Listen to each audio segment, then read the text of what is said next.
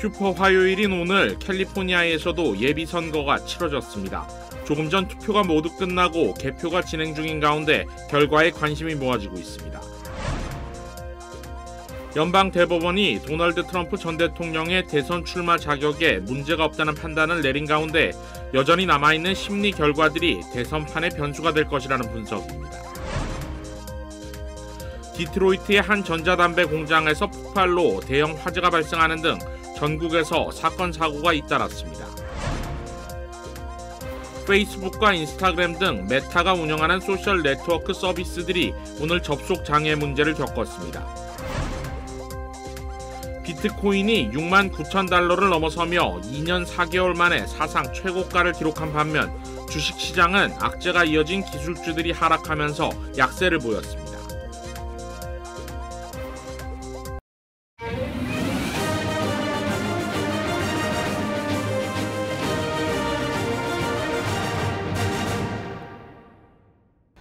시청자 여러분 안녕하십니까? KBS 아메리카 뉴스입니다. 오늘 대선 등 11월 본선을 향한 예비선거가 치러졌습니다. 한인들도 소중한 한 표를 행사했는데요. LA 한인타운 투표소 분위기를 윤범수 기자가 전합니다. 한인타운 호바트 초등학교에 마련된 투표소. 오전 비교적 한산했던 현장은 점심시간이 되면서 조금씩 유권자들의 발길이 이어졌습니다. 안내에 따라 등록 유권자임을 확인하고 투표기 앞에서 자신의 소중한 권리를 행사하는 유권자들. 거동이 불편한 어르신들도 가족과 자원봉사자의 도움을 받아 투표를 마쳤습니다. 투표소에는 한인 유권자들의 모습도 보였습니다. 당연히 유권자로서 한 표 한 표가 중요하기 때문에 그런 취지에서 왔습니다. 지역 현안과 대선에 관심이 있어서 오늘 투표를 했습니다. 제가 이번에는 공화당을 도널드 트럼프를 찍었습니다. 바이든이 너무 못하는 것 같아서 세계 곳곳에 전쟁을 일으키고 이 전쟁을 좀 없앴으면 좋겠습니다. 대통령 선거 외에도 각 지역 선출직, 우리 삶과 직결되는 중요한 주민 발의안들이 대거 투표지에 올라온 만큼 현장을 찾은 유권자들은 더 신중하게 자신의 한 표를 행사하는 모습이었습니다. The governor, the whole measures for the homeless, they're throwing more money after the bad, just wasting money. You are talking about the Proposition 1, Proposition right? 1 is garbage. Okay, so you are against it, yes. Right? Can you tell me the reason, please? Well, if you look at the salaries of all these people getting all this money for homeless reparations, they're making $250,000, $150,000, $200,000 a year. When are they going to stop? If they fix the problem, they lose their job. So it's their incentive to continue perpetuating and have it grow. 이번 예비 선거에서 LA 한인타운은 반경 내 모두 5곳에 투표소가 들어섰습니다. 올림픽가에 있는 호바트 초등학교를 비롯해 삼가와 옥스퍼드 앤더슨 먼거 YMCA, 윌셔가에 있는 로버트 케네디 스쿨, 베렌도 중학교에 투표소가 설치됐습니다. 앞서 LA 한인회에서도 2월 말 2차례에 걸쳐 이동식 투표센터가 들어선 바 있습니다. 이번에는 한인타운에 투표소가 많이 생겼어요. 그래서 사실 아무 핑계를 댈 수 없이 많은 한인분들이 나오셔서 투표를 하셔야 되는데, 한편 LA 카운티 전역의 644개 투표소들은 조금 전 8시기에 일제히 투표가 종료됐습니다. 이제 본격적인 개표가 시작되면서 각 지역 선출직 후보들도 결과에 촉각을 곤두세우고 있습니다. 지역별로 편차가 있지만 우선적으로 조기 우편 투표 결과가 발표된 이후 각 투표소별로 집계된 현장 투표 결과가 나올 예정입니다. 대부분 밤 11시를 전후해 결과가 나올 예정이지만 만약 후보들 간 표차가 크지 않을 경우 선거국의 최종 결과 발표까지는 수일이 더 소요될 전망입니다.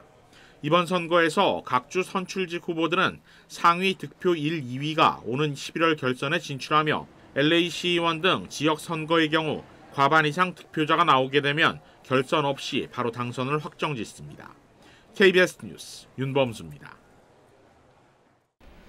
오늘 선거로 바이든 대통령과 트럼프 전 대통령의 양자 대결 구도가 얼마나 더 탄탄해질지도 관심입니다.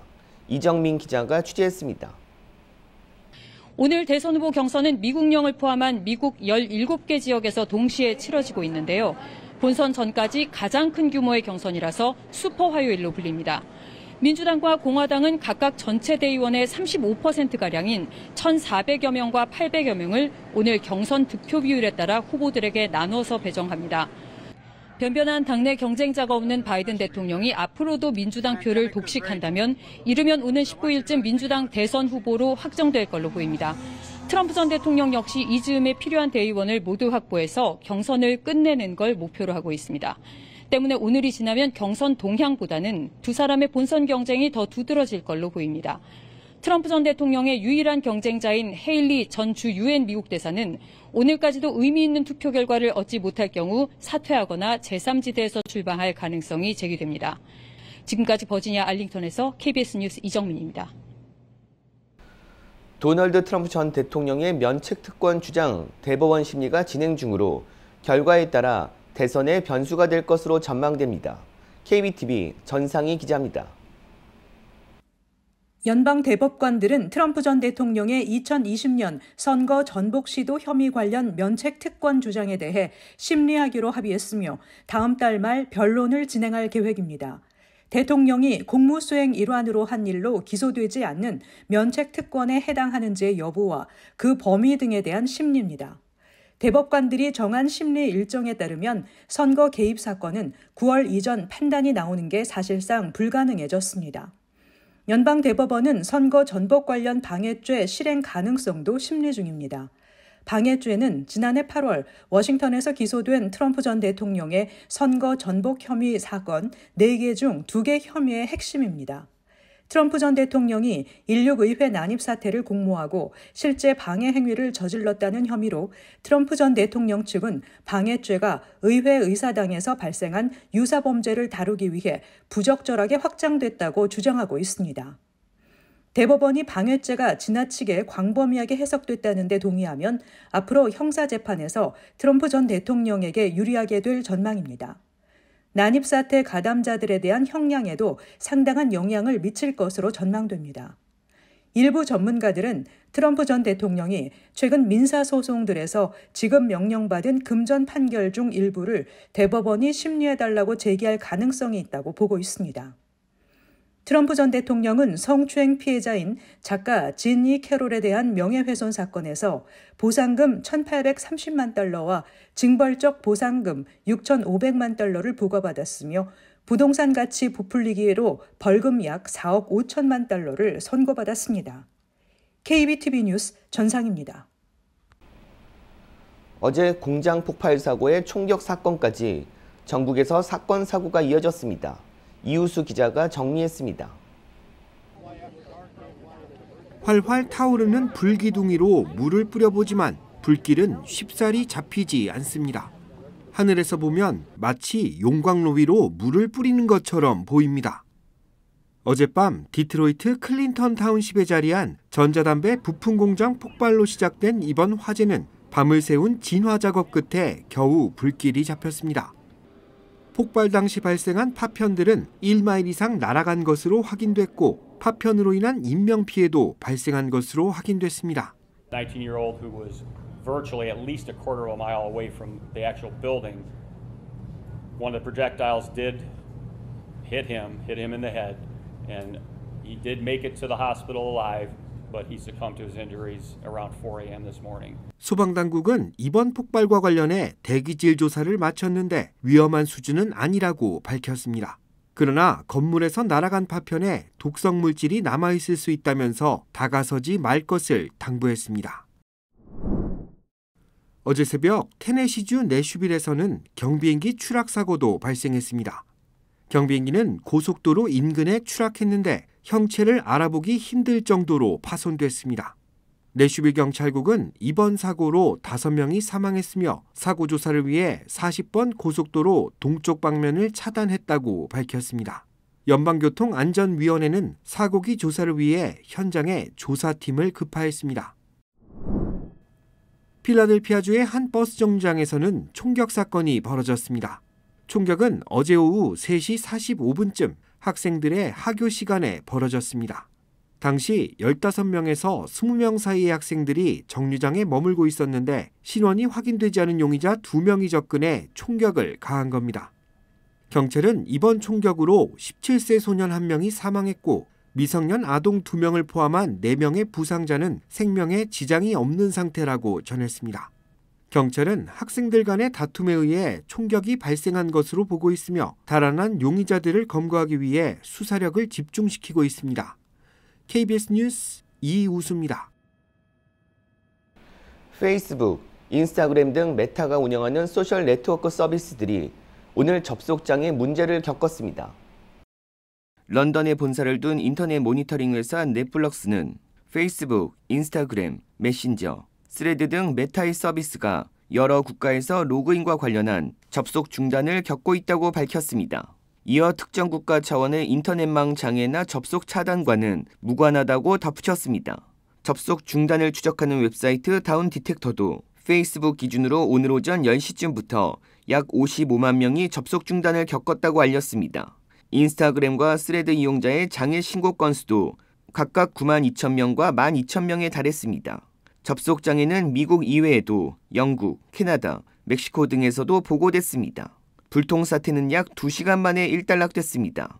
메타는 접속 중단 사례와 관련해 피해를 본 모든 사람들에게 불편을 드려 죄송하다고 밝혔습니다. 이날 접속 장애의 원인은 알려지지 않았습니다. 발가락에 묻은 땅콩 버터를 핥아먹는 발가락 핥기 챌린지가 오클라호마주의 한 고등학교에서 진행돼 교육당국이 조사에 나섰습니다. KBTV 김은지 기자입니다. 어제 현지 매체에 따르면 오클라호마주의 디어크릭 고등학교는 지난달 장애가 있는 사람들을 고용하는 지역 커피숍을 위한 모금 행사의 일환으로 학생들이 서로의 발가락을 핥는 챌린지를 진행했습니다.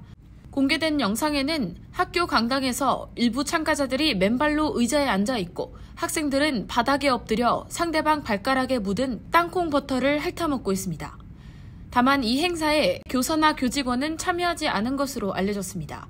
학교 측은 이 같은 모금 행사를 통해 15만 2,830달러, 한화로 약 2억 원을 모았다고 밝혔습니다.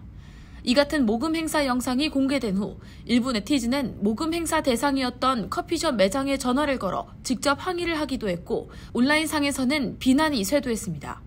누리꾼들은 이 행사는 아동학대이자 성학대라고 비판했습니다.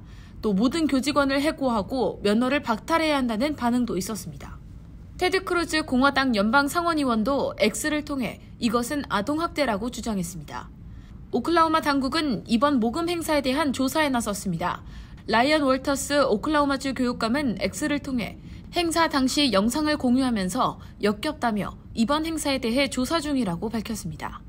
한편 미국에서는 이렇게 학교에서 부적절한 방법 또는 내용으로 행사를 치르다 논란에 휩싸이는 경우가 적지 않게 발생하고 있습니다.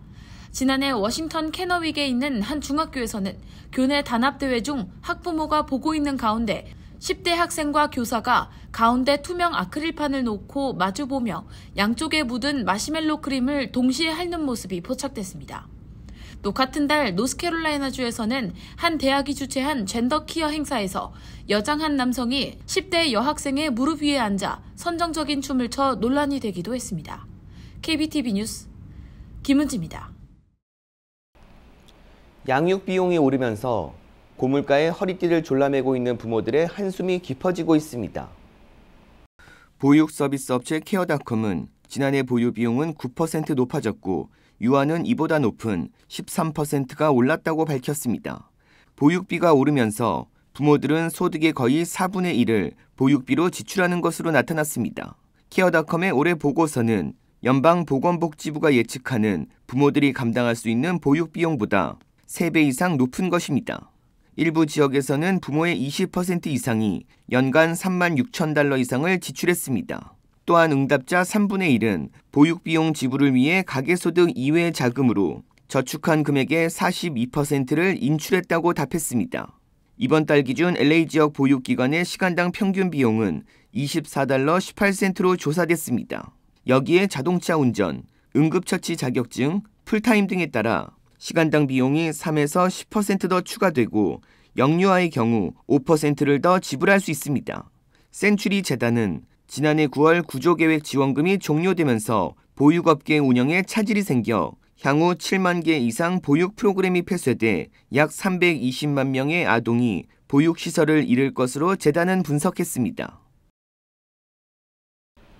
비트코인이 6만 9천 달러를 돌파하며 사상 최고가를 기록했습니다. 박일중 기자가 보도합니다. 가장 오래됐고 전체 가치 규모가 가장 큰 가상화폐인 비트코인의 가격이 한국 시간으로 오늘 새벽 0시쯤 69,300달러를 넘어섰습니다.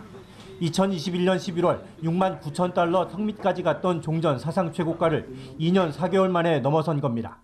비트코인은 지난해 10월 이후 160% 올랐고 2월에만 40% 넘게 상승했습니다. 지난해 말부터 형성됐던 비트코인 현물 ETF에 대한 기대감이 현실화되는 분위기입니다. 올해 1월 현물 ETF가 승인된 이후 관련 상품에 유입된 금액이 75억 5천만 달러, 우리 돈 10조 원에 이르는 것으로 추산됩니다. 여기에 다음 달 비트코인 채굴량이 절반으로 줄어드는 반감기가 되면 공급 속도가 더 줄어들게 되는데 이 또한 비트코인 가격을 끌어올렸습니다. 2,100만 개로 정해진 비트코인 양은 이미 1,900만 개가 채굴된 상태입니다. 다만 비트코인이 지금까지 4차례나 고점 대비 4분의 1로 떨어진 적이 있어 변동성에 대한 우려는 여전합니다. 가상화폐 시장이 화랑을 보인 반면 주식시장은 하락했습니다.